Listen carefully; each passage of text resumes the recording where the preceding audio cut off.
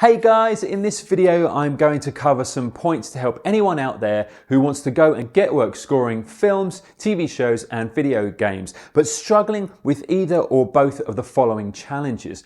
Either a lack of confidence in yourself to get paid scoring work, or a feeling that you have a lack of experience and so aren't comfortable pursuing this kind of work just yet. If that sounds like what might be holding you back, we're going to help you with both of those today. I'm going to give you 3 tips to move forward with your scoring career, even if you're worried about a lack of experience or a lack of confidence. I'm Michael from Music for Income. I'm a professional TV composer and author of the Amazon best-selling book, An Introduction to Writing Music for Television. For great insider tips on actually getting work scoring films, TV shows or video games, subscribe to the Music for Income channel and hit the bell to be notified when we post a new video. So you want to get work as a composer scoring films, TV shows or video games, but you feel your lack of confidence or lack of experience is holding you back. And by the way, in moving forward with this video, I'm going to make 2 assumptions here. One, that you can write music to picture in your digital audio workstation,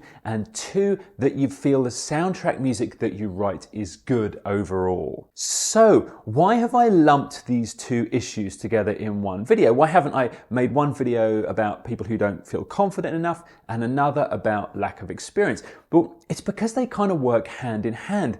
You see, with experience comes confidence in yourself.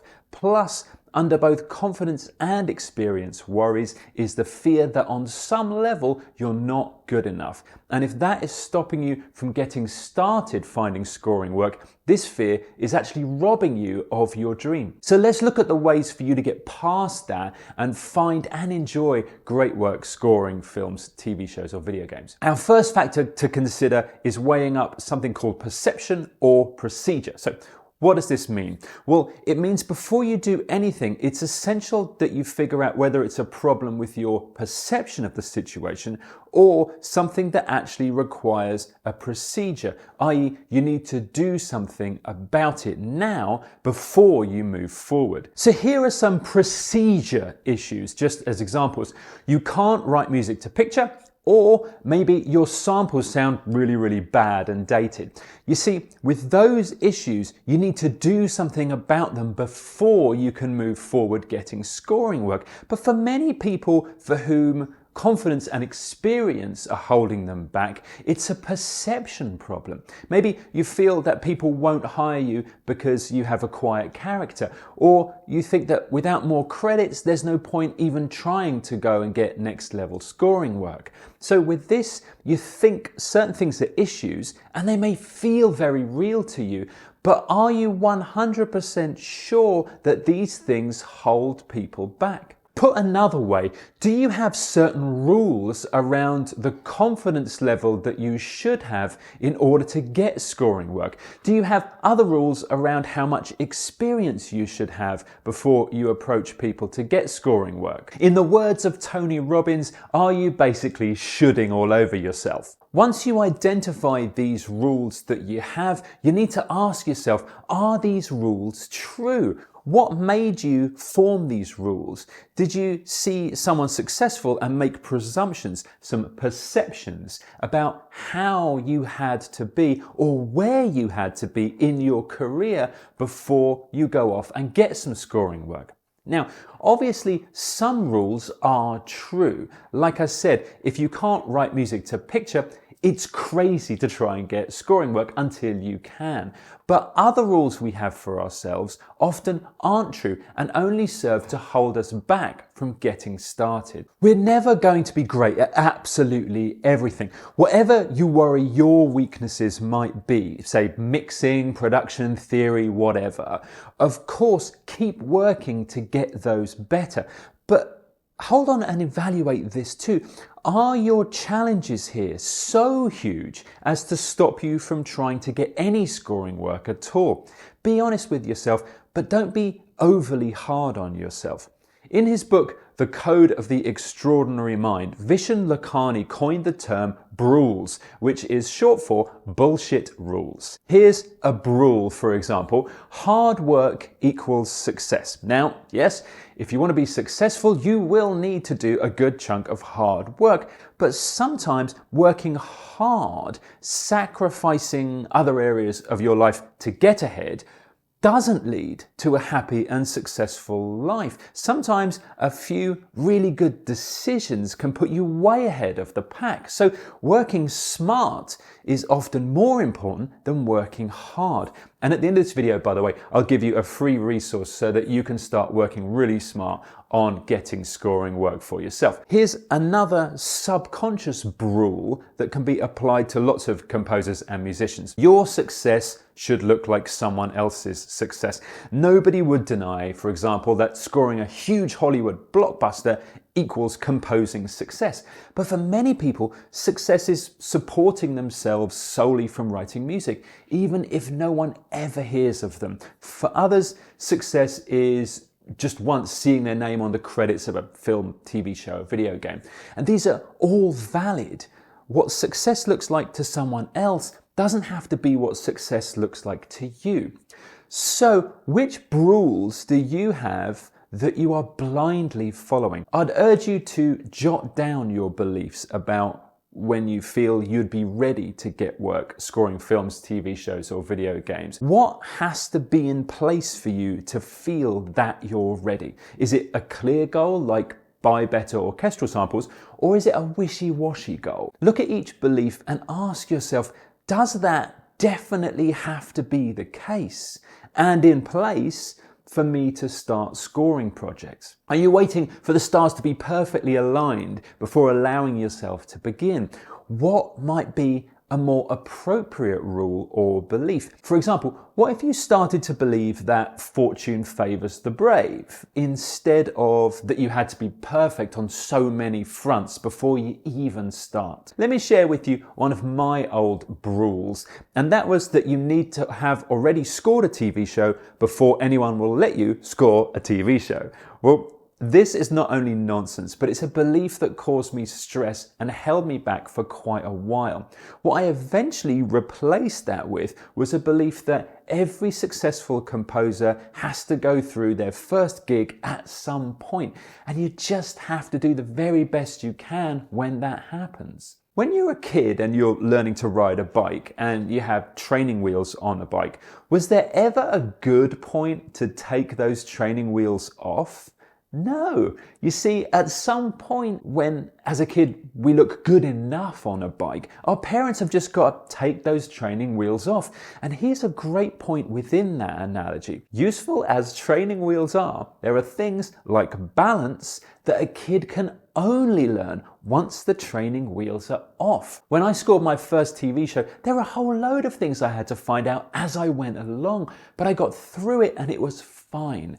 Decide to do your very best and over-deliver, and you too will be fine. So when you identify one of your rules, how do you change it? Well, the good news is that our rules can be changed in an instant. When you notice one of your rules, just ask yourself this question: what else could be true? What else could be true? Then find a better belief and you'll find evidence to support it if you look around you. Because here's the thing, you've got to believe something, so why not make it something empowering? And by the way, if you had a rule around your composing work, or maybe just your life in general, and you found a more empowering way to change that belief, write it below in the comments. It just might help out a fellow composer looking at this. Here's a second tip. If confidence or experience is holding you back, climb the career ladder gradually. I speak to composers every week who want to get as quickly as possible up the ladder to those big gigs. Now, if you're watching this video to help with lack of confidence or lack of experience, you probably have the opposite issue. And I'm here to tell you that that's good, because you don't want to do work you're not ready for. Getting to bigger jobs in a measured and steady way ensures that you're not adding to any stress levels, you're building your confidence, and you're much more likely to do a good job. I spoke at length to music supervisor Thomas Golubic, who's won awards for his music supervision on Breaking Bad and Better Call Saul. He said this about composers that jump up the career ladder too quickly. I think all composers hope that they are going to be that, discovery. Somebody will notice their talent and hurl them into the spotlight. But I think the idea of jumping from 0 to 100 is a myth. And I think it's one that people sort of hope that there's a shortcut. And generally speaking, there isn't a shortcut. It's really doing the work. And those that get lucky and they jump really quickly, they don't last long. The more scoring jobs you start to get under your belt, that is, the more completed projects, no matter how small, the more your confidence grows and the more your insecurities lessen. Plus, out there scoring is the only way you'll learn certain important lessons about being a composer, no matter how good you are musically. So by deciding to climb the ladder slowly, your confidence will build with your credits. And for those of you that obsess about having to have a huge amount of experience, your challenge after that will be not to get stuck on each rung of the career ladder, but to move up to the next rung and the next.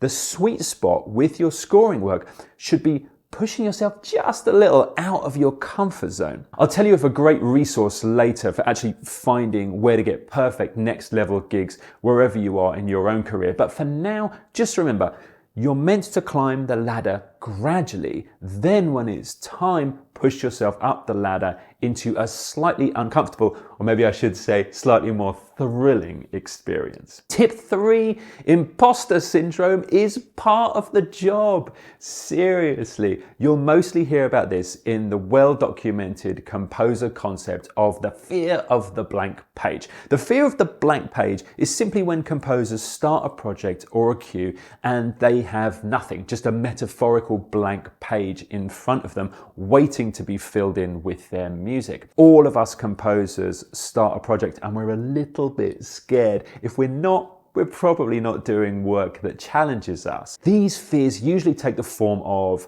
what if the client hates what I write? Am I good enough to do this job? Etc, etc. Understand that these are normal worries for most composers and usually just mean that you care. I spoke to award-winning composer Paul Leonard-Morgan about just this. He scored massive films such as Limitless, and he told me how often he feels fear before the start of a project. For me, I'd get terrified. I mean, absolutely terrified at the beginning of every single gig. Without fail. But, and it is a wonderful thing. And then you take your tentative steps and then gradually you get on, and everyone's got their different ways of doing it. You might have that feeling because it's your first ever gig. But you've got to think, why have I got that feeling? Have I got that feeling because I genuinely don't know what I'm doing? In which case, great, go and learn or have a stab at it, whatever. Or is it just because you're self-doubting yourself because you've never actually done that? And I remember when I got my first big film, Limitless. And I remember thinking to myself, it's like, oh God, this is amazing. I've got like Robert De Niro and Bradley Cooper, Abby Cornish, all looking down at me onto my screen in Glasgow. It was snowing outside. It was Christmas. It was just everything. I was like, oh my God, this is amazing. Fuck, what am I doing? But then you realise it's exactly the same. It's still, it doesn't matter who's acting. It doesn't matter. It's the same process. It's just that it's glossier, I guess, or it's more what you spend all your life thinking, oh, will I get to score a film? And then you suddenly get to score a film. And it's like, well, I mean, that was cool, and it was a good buzz, but it's the same process. For me, I fight that permanent battle with my head. So to recap, for our first point, remember to ask yourself this: is this problem one of perception or procedure? Do I genuinely have things to learn that would otherwise 100% stop me doing a good job on scoring projects? If you do, you have an issue that requires you to take a procedure, an action of some sort to rectify the issue. But my guess is if you're watching this video, it's likely to be more of a head game that you face, more of a perception issue than a procedure issue. Remember, these perception issues are mostly very normal feelings, and if you let them hold you back from pursuing scoring work altogether, you risk wasting years telling yourself, I'll start when? I'll start when I have more experience, I'll start when I feel more confident, I'll start when I have written more tracks, etc., etc. Climb the ladder gradually, enjoy the projects you do, and remember that for the vast majority of us, from the top composers to those just starting out, we all feel like imposters from time to time. Just decide to feel the fear and do it anyway. So if you've realized that you actually are ready to take that next step into finding scoring work, how is the best way to go about finding it? Well, I want to tell you about a great resource for getting scoring work. If you can write music to picture and you are serious about finding great scoring work that's perfect for you, no matter what level you're at, you can sign up at the link below for an eye-opening free training on a great way to get paid scoring work. We'll even tell you the essential skill set that you must develop that clients looking for composers to score their projects prioritize even more than confidence or experience. Plus, you'll hear directly from award-winning composers, a Hollywood composer agent, and an international networking expert. All of that is for free. So if you're serious about getting scoring work, you need to check this out. Click on the link below and grab this free training before it comes down. And don't forget to like and subscribe here on the Music for Income channel if you've enjoyed this video. Thanks for staying around. Look forward to catching you next time.